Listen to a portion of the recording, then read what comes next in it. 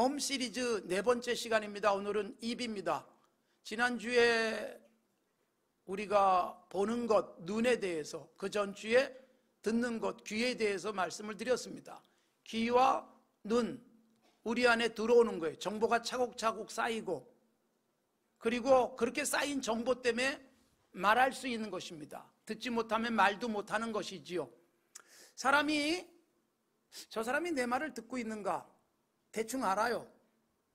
집중하고 있는가, 제대로 보고 있는가도 대충 느끼잖아요. 말은 더욱 선명합니다.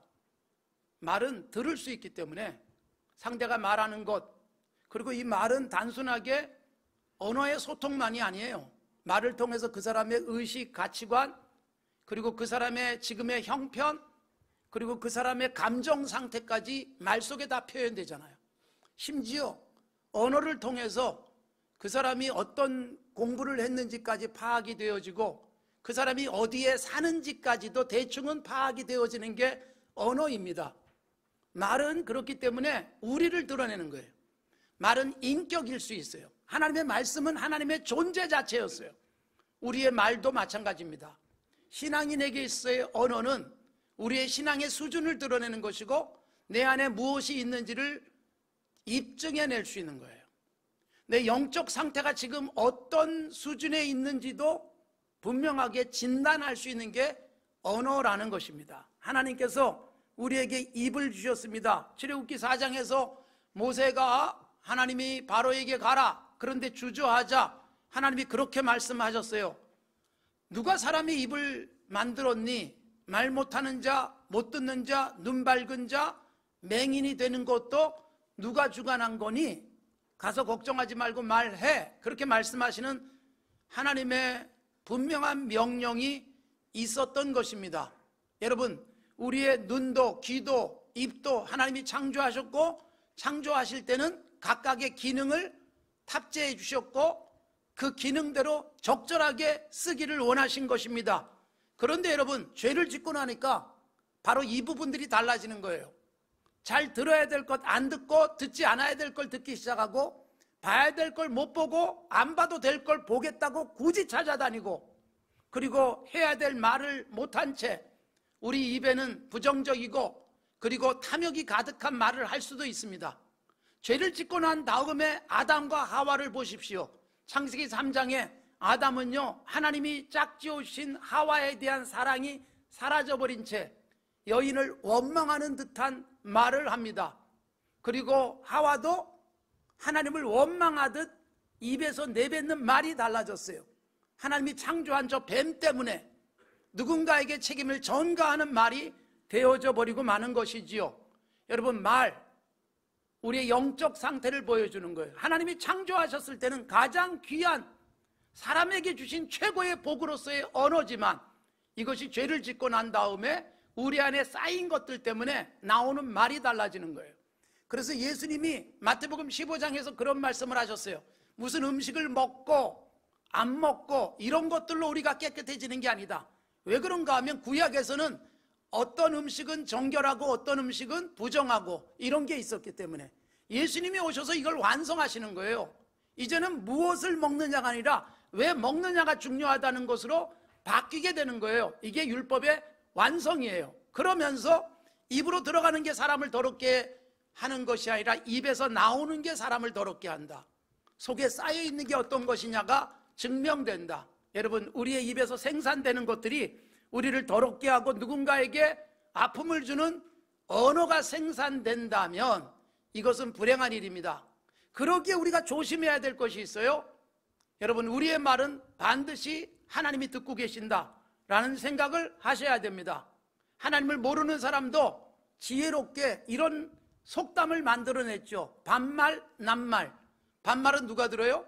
쥐가 듣고, 낱말은 새가 듣는다. 낮이 하든 밤이 하든 반드시 누군가가 안 들은 것 같았는데 듣는 자가 있다. 여러분, 이건 굉장히 중요한 사람들이 생각하면서 찾아낸 비밀과 같은 것입니다. 그런데 여러분, 하나님에 대해서는 잘 몰랐기 때문에 바로 이 반말이든 낱말이든 듣고 계시는 하나님은 인식하지 못한 경우가 있습니다. 이스라엘 백성들이 출애굽을 하고 난 다음에 얼마나 기뻤습니까? 출애굽 과정 속에서 하나님이 하신 일들, 놀라운 일들이었어요. 홍해를 건너는 것, 감격이었어요. 그래서 홍해를 건너자마자 춤을 추면서 입술로 하나님을 찬양했습니다. 하나님을 향해서 감격의 말들을 쏟아냈습니다. 그리고 여러분, 광야 생활 중에 하나님이 신비한 일을 하시잖아요. 매일 만나를 하늘에서 내려서 농사를 짓지 못하는 상황 속에서 밥 먹고 살게 하셨고요, 필요한 물들을, 쓴물을 만나면 단물로 바꿔주시고, 물이 전혀 구할 수 없는 곳에서 반석에서 물이 쏟아져 나오기도 하시는 기적 같은 일들을 행하셨고, 고기가 필요할 땐 고기를 하나님께서 몰아다가 내려주셨습니다. 그런데 여러분, 이렇게 좋은 일들을 많이 경험하다 보니까 너무 좋은 것도 계속 좋은 것이 유지되면 좋은 줄 모를 때가 많아요. 그렇게 갖고 싶었던 것 손에 쥐고 행복이 얼마 안 갑니다. 그렇게 내가 저 사람과 함께 살았으면 좋겠다, 그리고서 함께 살게 되고 난 다음에 오래 못 가는 경우들이 많습니다. 불평거리가 만들어지고, 그리고 이것의 결점들도 찾아내지고 하면서 처음에 감사, 따뜻함, 사랑이 식어버릴 수 있듯 하나님이 너무나도 좋은 것을 계속해 주니까 여러분, 감사가 사라져요. 그리고 입술의 말들이 달라져요. 원망, 불평이었습니다. 하나님이 매일 주시는 만나를 먹으면서 매일 똑같은 거라고 불평을 합니다. 여러분, 그 똑같은 것을 보면서, 야, 어제도 주시더니 오늘도 또 주시네, 작년에도 주셨는데 올해도 계속해서 주시네, 찬송거리여야 되지 않겠어요? 그런데 이게 불평거리가 되는 거예요. 원망합니다. 하나님의 신비한 은혜들을 원망하며 불평함으로 말미암아 이스라엘 백성들이 그것으로 인한 대가를 치러요. 그게 민수기서 출애굽기에 계속 나오게 됩니다.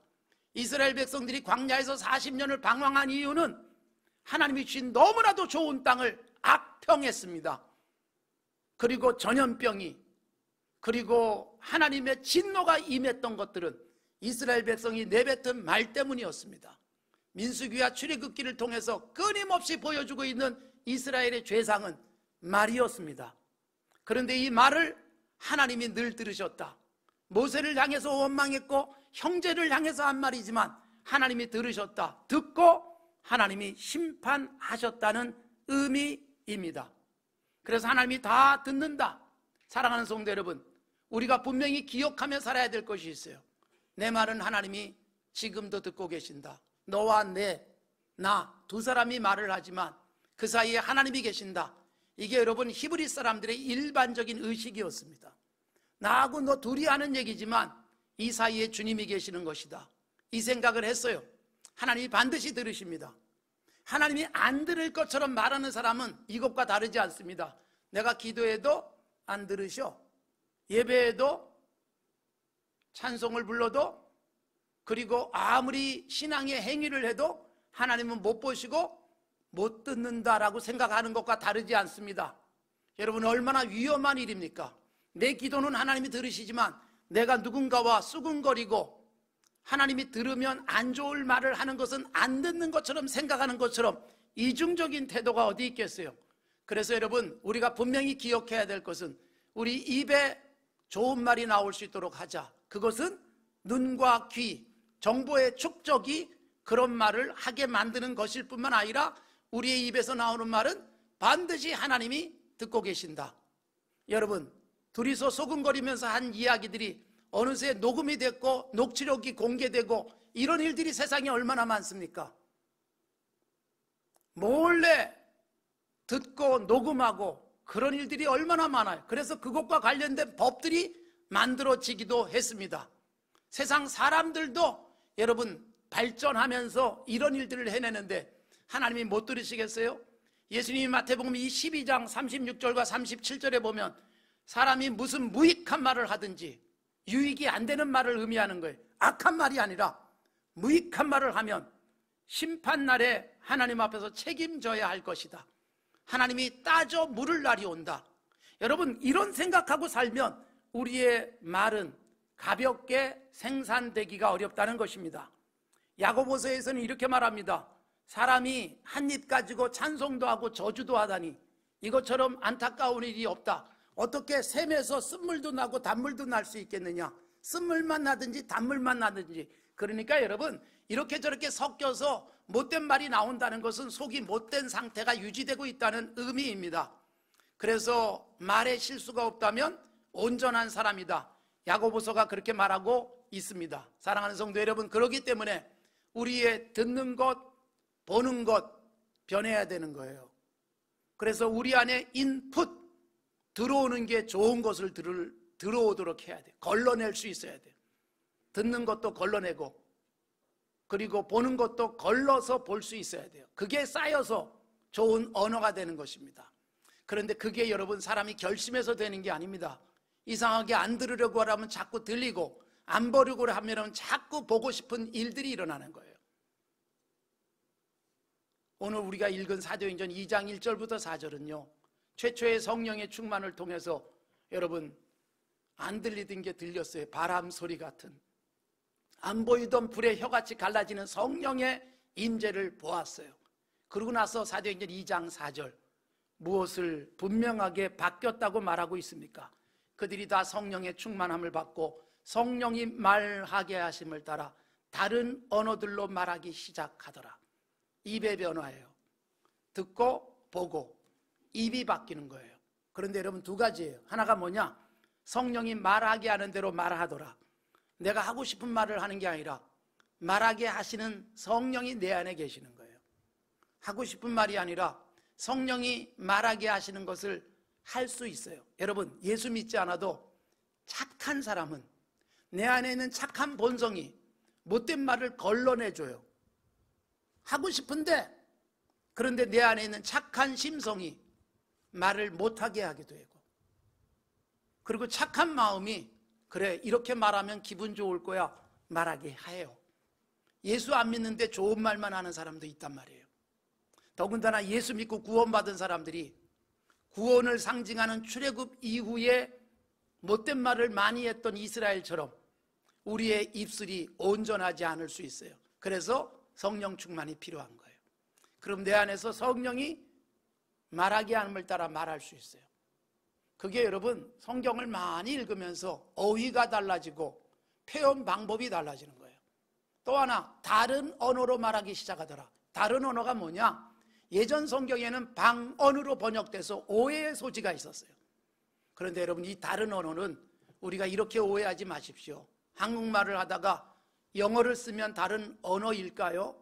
여러분, 이거는 차원이 다르고 수준이 다른 진정한 다른 세계의 언어를 말하는 것입니다. 땅의 언어와 하늘의 언어, 다른 언어예요. 성령 충만하고 나면 성령이 말하게 함을 따라 말하고, 그러다 보면 다른 언어를 쓰기 시작해요. 여러분, 우리의 말에는 내가 들어있다는 말씀을 서두에서 드렸어요. 나의 지식, 내가 좋아하는 것, 기분, 상태까지 그 속에 다 포함된다 그랬잖아요. 공부는 많이 하지 못했는데, 그리고 학교라고는 다녀본 적도 없는데, 시장에서 좌판 벌리고 장사하는 할머니 중에도 따뜻한 말을 하시는 분이 계세요. 유창한 언어도 없고 고급 어휘도 쓰지 않는데 그분과 말해보면 따뜻해요. 정이 느껴져요. 어머니 같아요. 이건 뭘까요? 이 사람은 다른 언어를 쓰는 거예요. 일반적으로 시장 그러면 수많은 사람들이 부딪히고 거기에 인간들의 삶이 녹아있는 곳이지만 그 속에서도요, 따뜻하게 말하면서 행복하게 사는 사람이 있는 거예요. 이게 다른 언어예요. 제가 늘 강조하지만 에베소서 4장에 보면 성령 충만해진 것을 바울 사도는 옛사람 버리고 새사람을 입었다라고 표현해요. 그러면 옛사람 버리고 새사람을 입고 나면 바뀌는 게 뭐냐? 에베소 4장 25절부터 29절까지 시작도 말, 마무리도 말이에요. 시작은 뭐냐? 거짓을 버린다. 이게 에베소 4장 25절. 거짓말을 하지 않습니다. 왜 그러냐? 성령 충만하면 하나님을 닮아가는데 하나님이 절대로 못하는 것, 민수기서에서 하나님은 거짓말을 못하신다. 마귀가 가장 잘하는 것, 요한복음 8장에서 거짓말이 자기 것이다, 마귀에게. 그래서 여러분, 성령 충만해지고 새 사람이 되고 나면 거짓을 입에서 생산하는 것이 굉장히 힘들어야 됩니다. 예수 믿고도 거짓말을 자주 한다면 정말 심각한 문제가 있는 사람일 수 있습니다. 그래서 우리의 입이 달라지는 거예요. 그런데 에베소 4장 29절에 보면 거짓을 버리는 정도가 아니에요. 사실이지만 은혜가 안 되면 입을 다무는 거예요. 이게 확실하게 사실인데 거짓말이 아니니까 말할 수 있어요. 그런데 여러분, 어느새 성령 충만해지고 나면 이 말을 했을 때 은혜가 될까 덕이 될까를 가리기 시작해요. 사실이지만, 거짓말이 아니지만 듣는 사람들에게 은혜가 끼치는 말을 하기 위해서 애쓰는 것입니다. 오해하지 마십시오. 예수님이 여러분 얼마나 진실되고 능력 있는 말씀을 하셨습니까? 그러나 죄에 대해서는 단호하셨어요. 아주 확실하게 말씀하시잖아요. 이게 산상설교에서 예수님이 말씀하셨던 우리의 언어 생활, 유일하게 산상설교에서 이 말씀을 하셨어요. 예냐 아니냐 이것만 확실하게 하라. 정치적으로 말하지 마라. 악한 자들에게 악이라고 선포하셨어요. 그건 아니다라고 말씀하셨고 미움받으세요. 예수님이 그 말 때문에 결국 죽어요. 그러니까 여러분, 예와 아니오를 분명히 하는, 즉 정치적이지 않은 말, 그런데 하는 말들이 덕이 되고 은혜가 되어야 되는 거예요. 세상을 바로잡기 위한, 세상에 정의를 세우기 위한 말, 목적이 뚜렷한 그런 말이 필요한 것이고, 그리고 듣는 사람들, 그러니까 사실은 모든 듣는 사람들이 다 좋아하면 안 돼요. 여러분, 내 말을요 이 사람도 좋아하고 저 사람도 좋아하면 큰일 납니다. 어떤 사람은 안 좋아해야 정상이죠. 어떤 사람도 내 말로 만족시키려고 애를 쓰면 그 사람은 하나님을 떠난 사람일 가능성이 높습니다. 그래서 여러분, 은혜스럽고 덕이 되는 말이란 같은 은혜하는 사람들에게 은혜가 되고 덕이 되는 말이에요. 그래서 거짓말은 아니지만 덕이 되는 말, 이게 성령께서 하시는 일입니다. 예수님이 이 땅에 오셔서 하시는 일 중에 눈을 뜨게 하시고 귀를 열어주신 일들이 있음을 이미 앞에서 말씀드렸죠. 거기다 더하여 말 못하는 사람에게 말하게 하시는 거예요. 말 못하는 사람이 말하게 하시는데 예수님이 단순하게 언어의 기능만이 아닙니다. 정말 중요한 것은 말 잘하던 사람이 정말 필요한 말을 하고 은혜로운 말을 하게 하는 역사였고, 귀신이 하는 일이 있어요. 마가복음 9장 25절 앞에서도 말씀드린 적이 있습니다. 예수님이 어떤 사람을 고쳐주시는 거에 귀신 들렸는데, 근데 그 사람은 증상이 뭐냐? 말도 못하고 듣지도 못해요. 예수님이 선포하세요. 말 못하고 못 듣게 하는 귀신아 나와라. 그 말이에요. 제가 정확하게 번역을 해드리면, 말도 못 듣게 하고 듣지도 못하게 할 뿐만 아니라 말도 못하게 하는 귀신. 오늘날은요 귀신이 그런 일을 하진 않습니다. 안 해도 점점 청력에 좋지 않은 일들을 많이 하고, 그리고 못된 말도 많이 하니까. 사탄이 하는 일은, 사탄이 부르는 귀신들이 하는 일은요 정말 좋은 말 못 듣게 만들고 못된 말에 귀 기울이게 하고, 그리고 우리의 입에서 생산적이고 창조적이고 신앙적인 말을 못하게 만드는 거예요. 말을 굽어버려요. 말이 은혜롭지 못하게 만드는 것이 사탄이 하는 중요한 일입니다. 주님은 입을 열어주세요. 말하게 하세요. 그 말도 성령 충만해서 성령이 말하게 하심을 따라 말하는 단계로 올라가게 하는 거예요. 그래서 여러분, 우리의 말, 하나님 앞에서 건강한 언어 생활이 유지될 수 있어야 됩니다.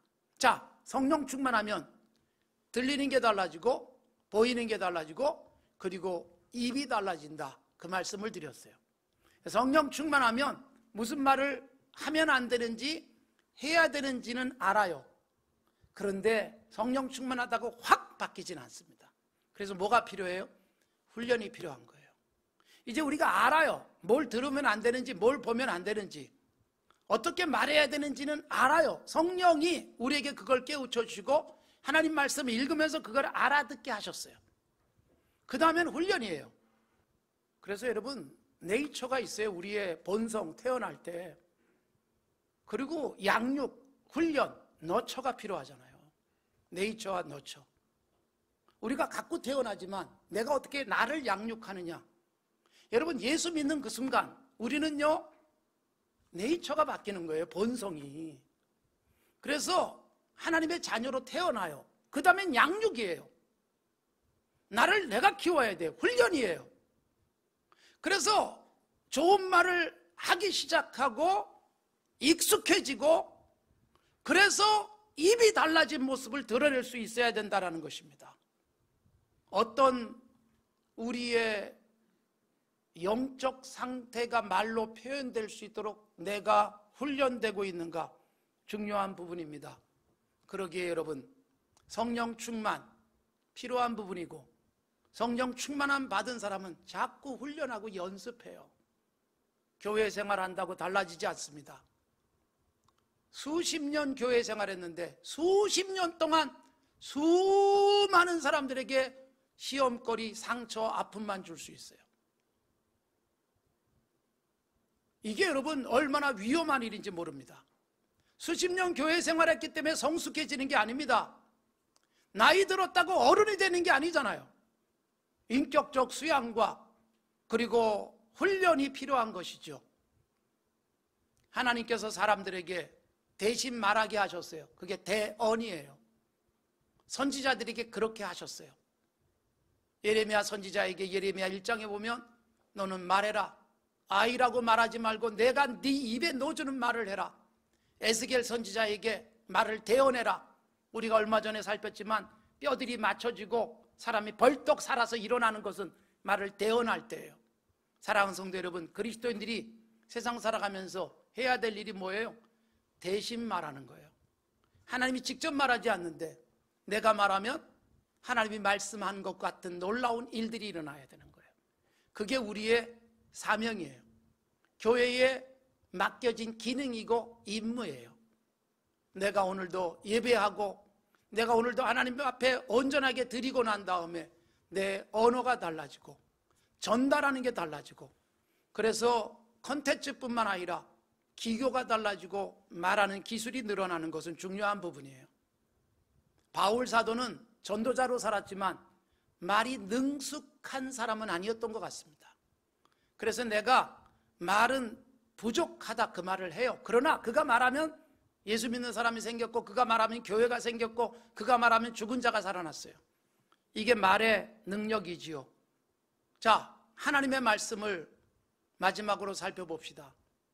우리에게 말하도록 하셨는데 그 하나님은 어떤 분이냐? 창세기 1장 말씀하시니 모든 것이 생겨나요. 말씀하시니 자리를 잡아요. 말씀하시니 아름다워져요. 말씀하시면 죽은 자가 살아나고, 말씀하시면 병든 자가 벌떡 일어나고, 말씀하시면 하늘에서 비가 오고, 말씀하시면 바다도 갈라져요. 이게 하나님의 말씀의 능력. 그런데 여러분, 우리는 그런 능력을 갖고 있지는 않습니다. 그러나 하나님의 말씀으로 훈련하면, 내가 말하면 누군가의 마음이 시원해지고 위로받고 소망을 갖고, 내가 말하면 누군가가 꿈을 갖고, 내가 말하면 누군가가 행복해지는 것, 이건 우리가 할 수 있는 일이잖아요. 죽은 자를 살리지 못하지만 죽을 것 같은 상태에서 위로를 받게 만드는 일은 우리의 입이 해야 될 일임을 주님이 우리에게 깨우쳐주고 있습니다. 우리의 들리는 것, 보이는 것, 말하는 것 달라지면 우리의 몸은 점점 성숙해지고 거룩해집니다. 특히 입, 내 몸에서 나오는 것입니다. 거룩해지길 바랍니다. 그렇게 다짐하십시오. 훈련하십시오. 오늘 내 곁에 있는 사람들이 나의 달라짐을 언어를 통해서 느끼게 하시는 건강한 그리스도인으로 살아갈 수 있길 바랍니다.